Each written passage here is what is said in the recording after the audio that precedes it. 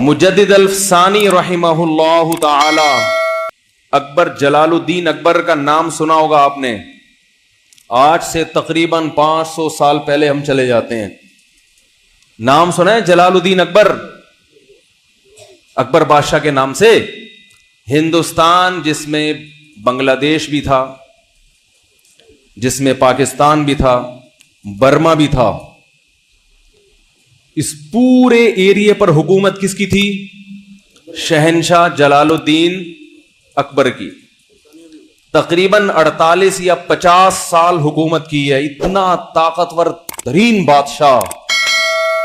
آپ اندازہ لگاؤ، اتنے بڑے خطے پر، جس خطے کو انگریز سونے کی چڑیا کہتا تھا، بر صغیر، ہر موسم ہے یہاں پہ، ہر قسم کی پیداوار ہے، ہر قسم کے معدنی ذخائر. اتنی دولت تھی بر صغیر میں کہ عالمگیر بادشاہ رحمت اللہ علیہ نے ایک دفعہ ارادہ کیا کہ میں ہندوستان کی دولت کو سرکاری سطح پہ گننا شروع کرتا ہوں. عاجز آ گئے. یہ تاریخی کتابوں میں لکھا ہوا ہے. اتنا سونا کہ سرکاری سطح پہ ملازمین لگا دیے گئے کہ ان سونے کو گننا شروع کرو. صرف جو سونے کی اشرفیاں تھیں، حکومت اس کام سے، بولو بھائی، ایسا دولت مند تھا بر صغیر. یہ ساری دولت کہاں ہے پتہ ہے آپ کو؟ گورے لے گئے. جو گوروں نے ترقی کی، آج مسلمانوں کو تانا دیا جاتا ہے کہ تم ترقی میں پیچھے، تو وسائل تو جب سارے وہ لے گئے ہیں تو ہم تو چپڑاسی کا کام کر سکتے ہیں. بھائی جس کے پاس پیسہ ہو ترقی تو وہ کرے گا نا. پیسہ نہیں ہے تو آپ اس کی فیکٹری میں ملازم لگ سکتے ہو میرے بھائی، وہ فیکٹری تو وہ لگائے گا. تو یہ اسلام یا مسلمانوں کی وجہ سے نہیں ہے، ہمارے سارے وسائل. تو تنزل کیوں ہوا؟ ہمارے حکمرانوں نے ایسے کام کرنا شروع کر دیے تھے جن کی کوئی لاجک، بولو بھائی. خلافت عثمانیہ کے خاتمے کی وجہ بھی یہ بنی. جب تک لاجک سے چلتے رہے اللہ کی مدد بھی ہوتی رہی. اور ہم نے 700-800 سال دنیا پہ ترکوں نے حکومت کی ہے، بہت بڑے خطے پر. اور آج سے 400 سال پہلے انگریز ہماری یونیورسٹیوں میں پڑھنے کے لیے آیا کرتے تھے اور ہماری ڈگریوں پہ فخر کیا کرتے تھے. تو میں یہ عرض کر رہا تھا کہ جلال الدین اکبر جو تھا، اس کے پاس مختلف قسم کے درباری اور فرقہ پرست مولوی مختلف مسلکوں کے بیٹھتے رہے. وہ کنفیوز ہوتا رہا. پھر ادھر سے سکھوں نے اور ہندوؤں نے بھی اس کو، تو آہستہ آہستہ وہ بگڑنا شروع. قصہ مختصر بتاؤں گا. ایسا بگڑا ہے کہ لبرل پنے کی انتہا کو پہنچ گیا. اس نے کہا یہ سب صحیح ہے. اگر کہتا سب غلط ہے تو بھائی حکومت غلط لوگوں پہ کر رہے ہو تم. بادشاہ کا کام ہوتا ہے نا سب کو جوڑ کے چلنا. اس نے کہا سب کیا ہے؟ صحیح ہے. اسلام بھی ٹھیک ہے اور ہندو بھی ٹھیک ہے، سکھ بھی ٹھیک ہے. بیزار آ گیا دین اور مذہب سے، یہاں تک کہ ایک وقت آیا کہ کلمے کا اس نے انکار کر دیا. اب جو علماء تھے، جو اہل حق تھے، انہوں نے جلال الدین اکبر کے خلاف فتوے دینا شروع کر دیے، کیونکہ اس نے واضح لفظوں میں کفر کرنا شروع کر دیا تھا. خنزیر کی پوجا کرنا شروع کر دی اس نے، خنزیر کی عبادت. اتنا براڈ مائنڈڈ تو ہمارے زمانے میں بھی خنزیر کی ختنے پر پابندی لگا دی. بہت سارے الٹے کام کہ آج روح کانپ جاتی ہے. ایسا ہو گیا تھا. تو جب اس نے کفر کرنا شروع کیا اور بالکل واضح ہے، تو علماء نے اس کے خلاف، بولو بھائی، بغاوت ہو نہیں سکتی تھی. اتنا طاقتور تھا کہ ذرا سی اس کو بھنک پڑ جاتی، اس کے سر قلم. بہت پاورفل آدمی تھا. 48 سال جس نے حکومت کی ہو معمولی تو نہیں ہے نا. اور بادشاہوں کے خاندان میں پیدا ہوا ہو، حکومت کرنا جانتا بھی ہو. تو نتیجہ یہ نکلا کہ آہستہ آہستہ ہندوستان میں جو عدالتوں میں اسلام رائج تھا وہ بھی عدالتوں سے ختم ہونا، کیونکہ پہلے حکومت خراب ہوتی ہے پھر لا چینج ہونا شروع ہو جاتا ہے. علماء اس کے خلاف ہو گئے. کوئی عالم اگر اس کو سمجھانے کے لیے، بادشاہوں کو جب بھی سمجھایا جاتا ہے تو پہلے ان کی عزت اور تعظیم، بادشاہ کو سمجھانے کا وہ طریقہ نہیں ہوتا حکومت کو سمجھانے کا جو ایک ملازم کو سمجھانے کا ہوتا ہے. کیا خیال ہے بھائی؟ ملازم کو آپ ایک دفعہ بولے کہ بھائی انسان کا بچہ بن جا، تیرے کو میں نے کیا کر گیا تھا، اس پہ وہ اپنی بے عزتی محسوس نہیں کرے گا. بادشاہ کو اگر آپ بولے گے انسان کے بچے بن جاؤ، اس کے منہ پہ جب آپ ایسے بولو گے تو وہ آپ کو کچھ اور بنا دے گا. اس موقع پر مجدد الف ثانی کا مطلب دوسری 1000ویں صدی، 1000 سال ختم ہو چکا تھا اور دوسرا 1000واں ہجری کا.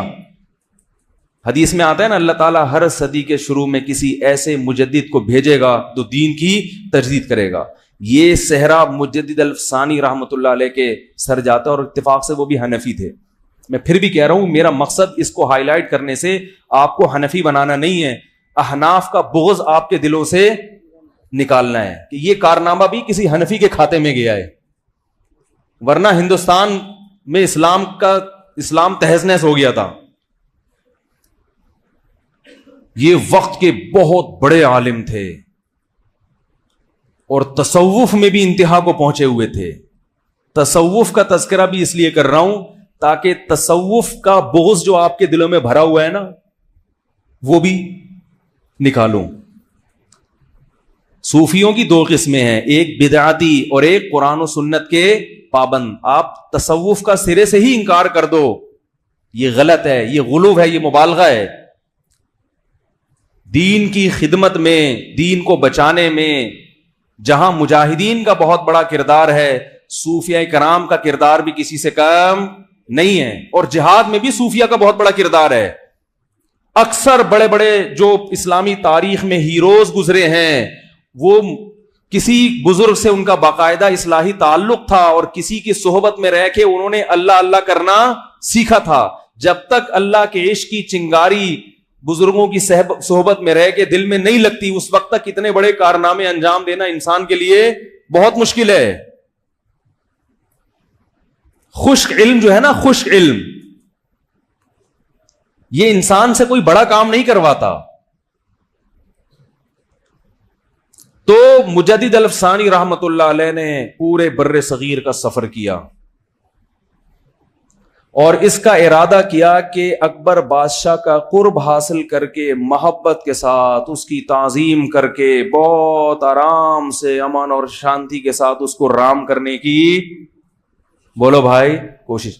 اور یہ ظاہر اس کو پہلے ثابت کر دیا جائے اپنے عمل سے کہ نہ ہمیں حکومت کی لالچ اور نہ ہمیں پیسوں، نہ ہمیں کوئی مدرسے کا چندہ چاہیے آپ سے. آج کوئی کسی حاکم سے ملتا ہے نا، اس کو نماز سمجھانے کے لیے، زکوٰۃ، تو وہ سمجھ جاتا ہے کہ مقصد کیا ہے مدرسے کا. مدرسے کا چندہ لینا بھی کوئی بری بات نہیں ہے، لیکن ایسے موقع پہ لینا.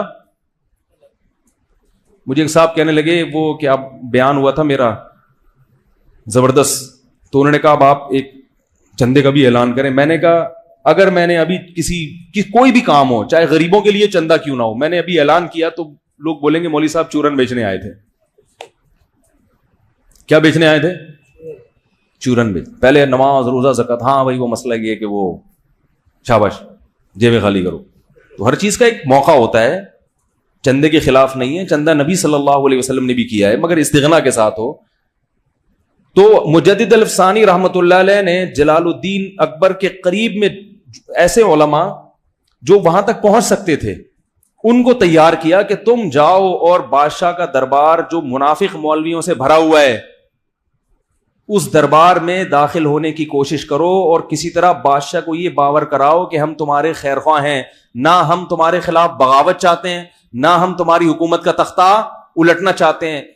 بہت محبت سے بڑی اس کی ایک، میں نے اس پر ایک پورا بیان کیا تھا JTR میڈیا کے، اس سے پوری تاریخ آپ لوگوں کے سامنے 20-30 منٹ میں نا پورے تاریخ کا خلاصہ پیش کیا تھا. ابھی وہ تو میں نہیں بتا سکتا. کیونکہ وہ پورا جو میں اصل جو میسج دینا چاہتا ہوں وہ رہ جائے گا. تو جا کر بہت محبت کے ساتھ بہت، اور پھر آہستہ آہستہ بادشاہ کے جو شہزادے تھے جن کو حکومت ملنے والی تھی بادشاہ کے مرنے کے بعد، ان کو بھی تیار کرنا شروع کیا، محبت سے دین پر لا کے محبت کے ساتھ. یہاں تک ملتا ہے کہ مجدد الفسانی نے اکبر بادشاہ کے بیٹے سے یہ کہا کہ جب تک تو جنت میں نہیں جائے گا میں اللہ سے وعدہ کرتا ہوں کہ میں بھی جنت میں نہیں جاؤں گا، میں اللہ سے تیری اتنی سفارش کروں گا. اب آپ بتاؤ کام کس نے کیا؟ وہ علماء جو فتویٰ دے رہے تھے کہ یہ ناجائز، یہ فلانا، یہ یہودی ہے، یہ انڈیا کا ایجنٹ ہے، یہ را کا ایجنٹ ہے، یہ فلانا ہے، ان لوگوں نے تو بیچاروں میں اخلاص ہوگا مگر کام انہوں نے کیا کر دیا؟ بگاڑ دیا. کیونکہ پاور تو اسی کے پاس ہے نا. آپ کے اس کے فتویٰ دینے سے اگر اس کا تختہ الٹ رہا ہوتا، کوئی دوسری حکومت آ رہی ہوتی، پھر تو فتووں کا فائدہ تھا. طاقت اس کے پاس ہے، قوت اس کے پاس ہے. اس قسم کے فتوے صحیح ہونے کے باوجود حکمت اور مصلحت کے ہر صحیح بات ہر ایک کے سامنے کرنے کی نہیں ہوتی. تو مجدد الفسانی رحمت اللہ علیہ نے ایسی پوری ٹیم تیار کر لی علماء کی جو حکومت کے دربار میں داخل ہونے میں کامیاب اور بادشاہ کی نظروں میں قرب حاصل کرنے میں کامیاب. بادشاہ کو یہ احساس ہو گیا کہ یہ لالچی لوگ نہیں ہیں. کہا جاتا ہے کہ اکبر جو خنزیر کی پوجا کیا کرتا تھا، ختنے پر اور پابندی لگائی اور اسلامی شعار پر پابندی لگائی، مرنے سے پہلے کلمہ پڑھ کے دنیا سے رخصت ہوا ہے. لیکن وہ کام نہیں کر سکا جو اس نے خرابیاں پھیلائی تھیں. اکبر کے بعد جب اس کے بیٹے کے ہاتھ میں حکومت آئی ہے تو وہ نسبتاً اکبر سے، کیونکہ اس پہ محنت ہو چکی تھی. جو تبلیغ والے جا کے پاؤں پکڑتے ہیں نا، مالش والش بھی کرنے لگے ہیں، ٹھیک ہے نا. ہمارے ایک استاذ کہہ رہے تھے دیکھو بھائی بھائی کرتے کرتے پوری دنیا میں سب سے بڑی تنظیم بن چکی ہے. پوری دنیا کی سب سے بڑی تحریک. نہ کوئی بیچاروں کے پاس دلائل ہوتے ہیں، نہ حدیثوں کے حوالے ہوتے ہیں، نہ قرآن کی آیتیں ہوتی ہیں، صرف اخلاق اور بہت سیدھی دعوت کہ بھئی کلمہ پڑھا ہے، ہم سب نے کلمہ پڑھا ہے، کچھ ہماری ذمہ داری بنتی ہے، بس اس سے آگے آتا بھی نہیں ہے کچھ. اس کا یہ مطلب نہیں ہے کہ تبلیغ والوں کو علم نہیں حاصل کرنا چاہیے.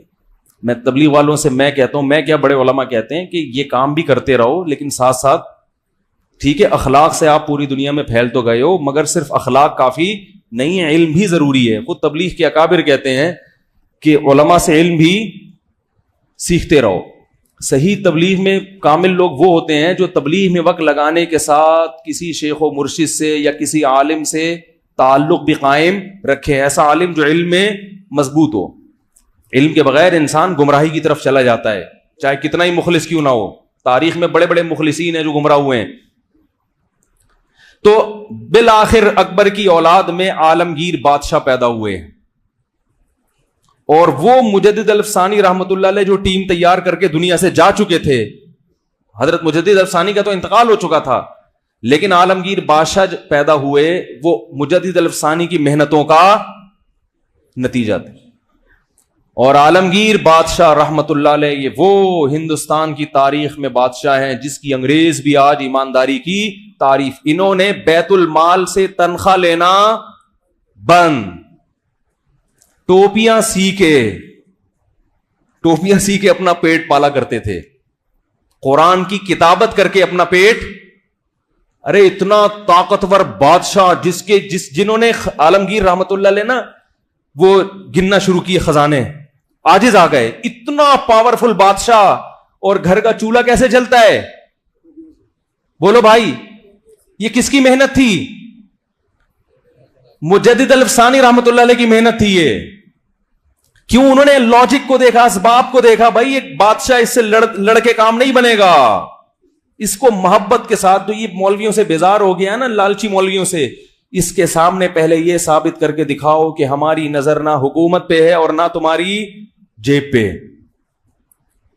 کیسی محنت کی. عالمگیر رحمت اللہ علیہ پیدا ہوئے. ایک عالمگیر جو خود کھاتے تھے نا ابلے ہوئے چاول اور دال, وہ ملازمین, شاہی خاندان کے جو ملازمین تھے وہ بھی وہی کھایا کرتے تھے. ایک دفعہ ایک شاہی جو محل کا ملازم تھا, اس نے وہ دال اور پتہ نہیں پھیکے سے چاول کھائے نا, تو اس کو غصہ آ گیا کہ میں حکومت کا اتنے بڑے منصب پہ آدمی اور مجھے کھلایا کیا جا رہا ہے. غضبناک ہو گیا اور عالمگیر رحمت اللہ علیہ کے پاس لے کر آیا وہ کھانا, اور احتجاج کیا کہ میں آج کے بعد یہ کھانا, بھائی جو صدر کے ساتھ بیٹھتا ہے اس پہ بھی تو کچھ اثرات آنے چاہیے نا. یہ کھانا تو بادشاہ کے ملازمین کا تھوڑی ہے. بھائی گورنر ہاؤس میں بھی دال چاول ملیں گے تو وہ گورنر ہاؤس کس بات کا ہو گیا؟ جنت میں بھی بعض لوگ, ایک آدمی کو خواب آیا تھا دال چاول والا, پتا ہے وہ آپ کو؟ چلیں چھوڑیں, وہ پھر کسی اور وقت سناؤں گا. ایک آدمی کو خواب آیا جنت میں دال چاول مل رہے ہیں اور جہنم میں دیگیں. تو اس نے پوچھا یہ کیا ماجرا ہے؟ تو فرشتوں نے کہا اب 4 آدمیوں کے لیے دیگ پکائیں کیا ہے بھائی؟ وہ 4 آدمی کون ہیں وہ آپ کو پتہ ہی ہوں گے. تو نتیجہ کیا نکلا ہے کہ عالمگیر بادشاہ پیدا ہوئے, وہ ٹوپیوں کو سی کے اور یہ چھوٹے موٹے کام کر کے اپنا, وہ کہتے ہیں بیت المال سے 1 روپیہ نہیں لوں گا میں. تو وہ ایک ملازم آیا کھانا لے کے کہ یہ کھانا میرے حلق میں نہیں اتر رہا. تو انہوں نے کہا اچھا ایسا کرو, یہ کھانا لے کے ہندوستان کی عوام کے پاس جاؤ, پبلک کے پاس, اور بولو یہ ایک نوالا اس میں سے کھایا اور کہا کہ یہ عالمگیر کا بچا ہوا کھانا ہے, اور پھر اس کی بولی لگاؤ. ٹھیک ہے, یہ وہ کھانا ہے جو عالمگیر کے محل میں کھایا جاتا ہے, اس کی بولی لگاؤ. کروڑوں روپے میں وہ کھانا بکا ہے. اس نے کہا میں یہ سوکھا کھانا کھا کے لوگوں کے دلوں پہ حکومت کر رہا ہوں. اتنی محبت تھی عالمگیر بادشاہ کے لوگوں کے دلوں میں, اتنی محبت. اور عالمگیر بادشاہ نے, عالمگیر رحمت اللہ علیہ نے پھر ہندوستان کے قانون کو دوبارہ سے نئے سرے سے مرتب کیا, اسلامی قانون نافذ کیا. کیسے؟ پورے بر صغیر سے اس نے چوٹی کے 500 علماء جمع کیے, بڑے بڑے علماء, اور ان سے کہا کہ ہندوستان کا جو آئین ہے, قانون ہے, نئے سرے سے دوبارہ مرتب کریں, کیونکہ اس میں بہت سی گڑبڑیں شامل ہو گئی تھی, بہت ساری چیزیں غلط ہو گئی تھی.